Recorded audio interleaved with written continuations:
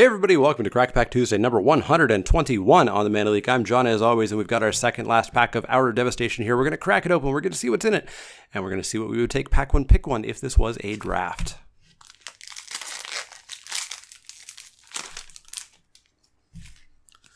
Up first is a Spellweaver Eternal, 1 and a blue for a creature, zombie, Naga, wizard at common. It's a 2/1, it's got prowess and it's got afflict too. This is just a really nice aggressive creature. Blue is relatively aggressive in this format. Every color is aggressive in this format.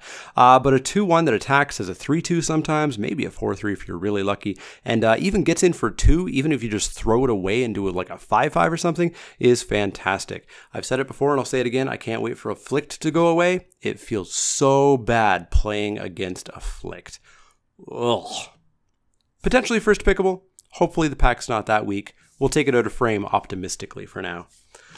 Dauntless Aven, 2 and a white for a creature, bird warrior. It's a 2/1 flyer, and when it attacks, you can untap target creature you control. Perhaps itself to make it have vigilance, or perhaps you can get some sort of combo going, like with Wall of Forgotten Pharaohs, where you get to ping twice in a turn. Really good card. I'm happy to have basically as many Dauntless Avens as possible. It's not really a first pick, though. It would have to be a super weak pack, though it would be an interesting discussion between these two cards. But let's be optimistic for now. Blur of Blades is up next, 1 and a red for an instant. Put a -1/-1 counter on target creature. Blur of Blades deals 2 damage to that creature's controller. This is okay. It's real low on the removal level, but it does hit a fair bit. It, in fact, hits both creatures that we're looking at right here. However, it's nowhere near a first pick, and I frequently cut it even in many decks. That being said, if you're really caring about casting spells or something, it is a good pick up there, but still, mid to late pack. Marauding Bone Slasher is up next, 2 and a black for a creature, zombie, minotaur. It's a 3/3 and it can't block unless you control another zombie. This is fine, it's nice and aggressive. Black, unfortunately, is kind of the worst color in the format, though not by much. It's nothing like green was in Battle for Zendikar, for example.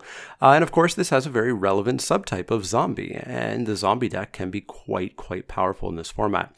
That being said, this is nowhere near a first pick. It's much more mid and, in fact, late mid pack pickup for me, is what I've found so far. Well, Oasis Ritualist is probably our first, I think, technically clear first pick card, although still relatively low. You're still not incredibly happy about first picking an Oasis Ritualist.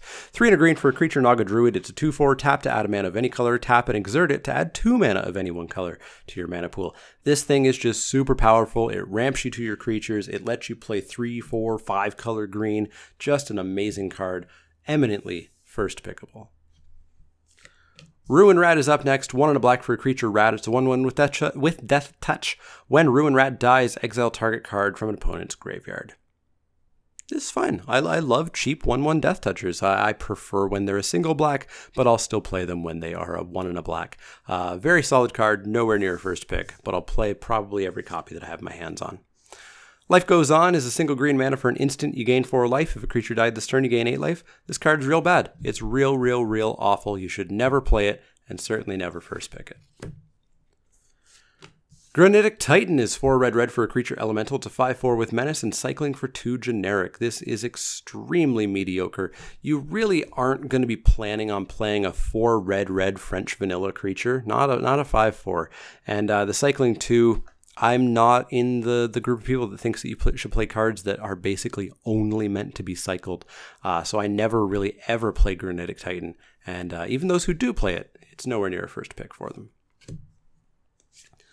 Seer of the Last Tomorrow. We talked about this last week. I played a lot of these for a couple of weeks in a row. 2 and a blue for a creature, Naga Cleric. It's a 1/4, pay a blue, tap it, discard a card. Target player puts the top 3 cards of his or her library into his or her graveyard. Unless you are the mill deck, you shouldn't really be playing this. It's just not good enough, and it's nowhere near a first pick. We have, I believe, 9 commons, which means we've got a foil coming. Maybe it's fancy. We got ourselves a Doomfall as our first uncommon. 2 and a black for a sorcery. Choose 1. Target opponent exiles a creature he or she controls. Or target opponent reveals his or her hand. You choose a non-land card from it. Exile that card. Doomfall is fine. It's totally fine as a first pickable card. It is an edict. It is your opponent choosing what creature dies, which makes this card significantly worse in the late game. So realistically, you should be thinking of this as 2 and a black, kill a 3-drop. or kill a 2-drop relatively early in the game, which is a fine card. You know, it's very similar to Defeat or something like that from back in Khan's block. And that being said, you can maybe engineer a situation where your opponent actually does only have one really good creature on the board and they have to sack it. And if they have nothing, if you, you know, have this card just wasting away in your hand, you can always just rip a card out of your opponent's hand. Totally fine. Fervent Paincaster is up next. It's 2 and a red for a creature human wizard. It's a 3/1. Tap it to ping your opponent, deal 1 damage to them, or tap and exert it to ping a creature, deal 1 damage to it. Very good. Fervent Paincaster is great. It kills a lot of things. We talked about Dauntless Aven and Spellweaver Eternal as being good targets for this. There's a lot of X1s in this set, and this will kill them dead. If your opponent doesn't have anything on board, it attacks in for 3. You can always just ping them for 1, even if they can block this.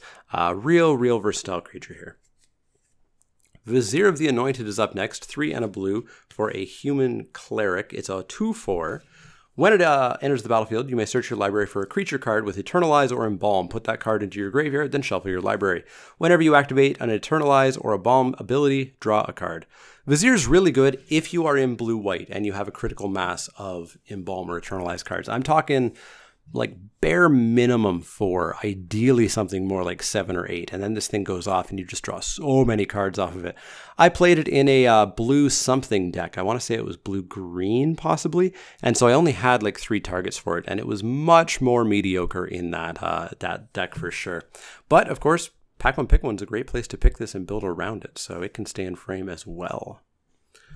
Our rare is Leave to Chance. Leave to Chance is 1 and a white for an instant. Return any number of target permanents you own to your hand. Chance, you can tell I've never played this card. Chance is 3 and a red. Discard any number of cards, then draw that many cards.